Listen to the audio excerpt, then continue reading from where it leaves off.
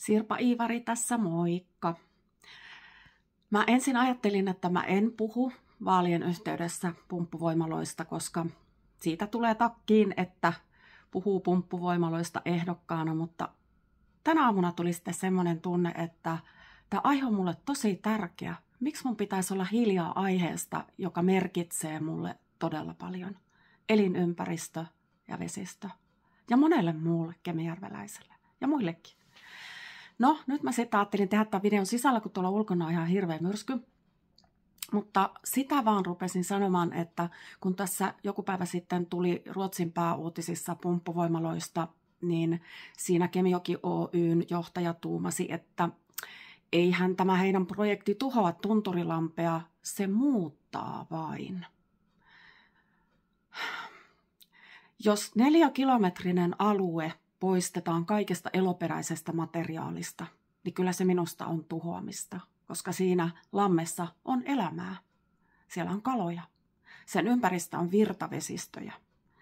Ja jos me ajatellaan sen alueen kulttuuriperintöä, se on mittaamattoman arvokas. Siellä on myöskin poronhoitoalue, Hirvasniemen paliskunnan poronhoitoalue.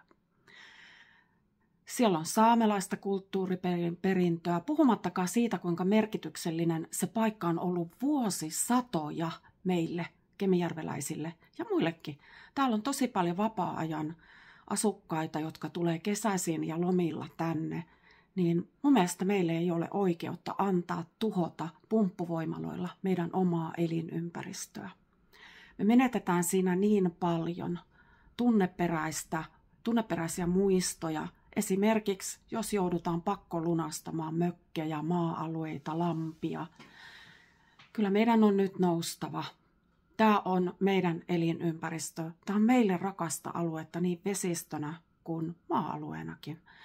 Ja nyt kun Lapissa on paljon tätä, että tulee vaikka minkälaisia voimaloita ja kaivoksia, yritetään ties minne, niin niillä vaan on rakkailla lapsilla monia erinäisiä nimiä, millä esimerkiksi Suomen hallitus niitä nyt aikoo takoa läpi.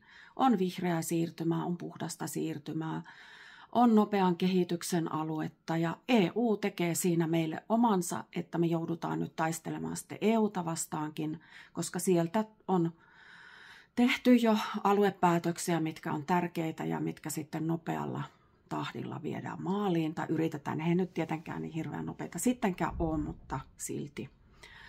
Nyt meidän on noustava ja meidän on nyt pyydettävä, että Kemijärven kaupunki järjestää meille kuntalaisille mahdollisimman nopeasti kuulemis- ja osallistamistapahtuman. Meillä on perustuslaillinen oikeus osallistua meidän elinympäristöä vaikuttaviin päätöksiin.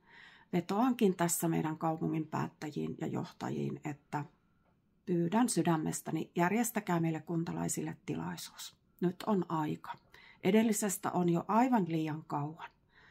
Näitä videoita on hyvä tehdä. Meitä on monta, jotka näitä tekee, ja mä arvostan heidän työtä ihan valtavasti, että sitä tietoa tuodaan tätä kautta, koska muuten me ollaan kaikki yhtiöiden tiedonvälityksen varassa. Ja se on ihan propagandaa, niin kuin me tiedetään.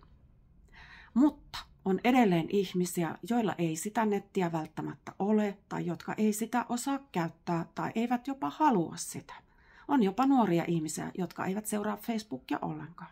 Tähän me tarvitaan näitä tilaisuuksia, ja siihen pyydänkin nyt kaupunkia järjestämään vihdoinkin tällaisen tilaisuuden meille kuntalaisille. Kiitos.